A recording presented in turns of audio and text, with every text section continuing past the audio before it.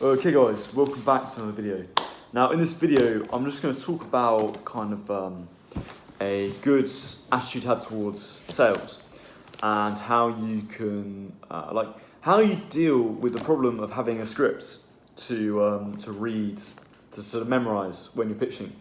So this is very relevant to me. So I am a sort of door-to-door fundraiser for a charity, which is effectively sales. Like you learn a sales pitch and all the rest of it, and you sort of go around knocking people's doors, trying to get them to sign up to the charity. And yeah, the reality of this is you learn a script and you say the same script to everyone who talks to you. And when you start, quite early on, this feels a bit sort of counterintuitive because it feels almost sort of inauthentic to do this, to like have like a sort of memorized script and then give it to someone. It does sound a bit weird. But something that I've realized is it's no different from like sales and acting really is. There are so many similarities there. And it's funny because, just to go off topic a bit, I'll bring this sort of full circle. Have you ever watched like a Netflix show or like a TV show and you just think to yourself, like, you just know that it's not real. Like these are actors who are saying like memorized lines. And like, have you ever sort of thought, like, how come people fall for this? You know what I mean? How do people, like, you can think it for a moment and be like, oh, I know these guys are actors and they're saying lines. But when you stop that and when you stop thinking that thought, you very quickly go back to believing that these actors are real life people living like real life experiences. You know, it's very hard to sort of break out of that state of belief. You know, even though if someone asked you, you'd be like, oh no, these guys are actors, their lines are made up, it's a stage set.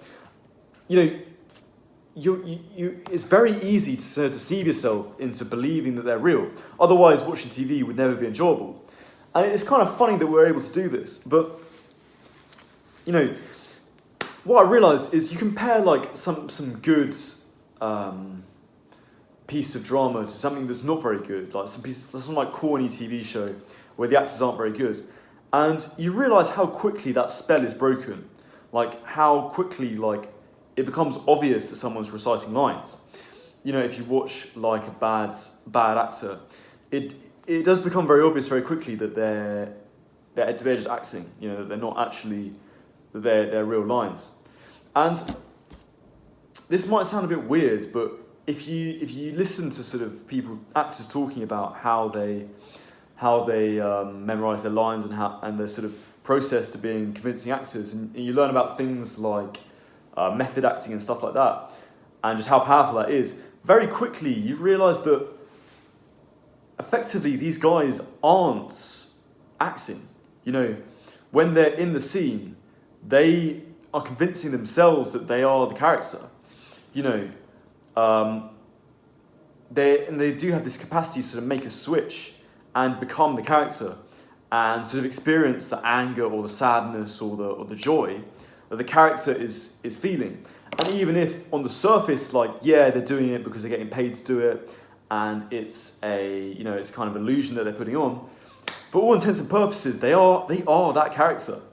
You know, like you look at these people, you just go through, like the classic example is like the guy who played the Joker in the original trilogy, in that trilogy of the Batman. What was he called? Was it Jared Leto? I don't remember. No, it wasn't, was it? But anyway, that guy, like the Australian guy, he like apparently he went like completely insane after playing that part, because the character he created is so convincing that he sort of struggled to isolate himself from it. You know, and so many actors kind of, they'll play a role that they're familiar with, that comes from them. You know, like I guess a good example would be, you know, Top Boy, just to use quite a contemporary example. Like a lot of the guys, like I was watching the interview with the guy who's like Jamie, I can't remember what the actor's called, but he said like, yeah, this is just how I talk. You know, like this is the sort of culture that I've been brought up in. Like, you know, effectively, like I know people say this all the time, like, but he isn't playing a part. He's just playing himself. And that's not to downgrade like his acting ability. He's an amazing actor, but I think that it says a lot that, you know. And again, like a lot of the gangster movies, the guys who play these characters are like they've really lived that life themselves. They're really being exposed to it, and that's why they're able to make such a convincing performance. So anyway, the point I'm getting at is when you watch a film and you're so sort of taken away by it, by the narrative of the story and the actor's performance, it's because they are actually that person. Like while the film is on and they're playing that part, they are that character. So it's no wonder that we fall into the trance of it. But anyway, to link this back to sales, I think that you have to have the same thing happen to you.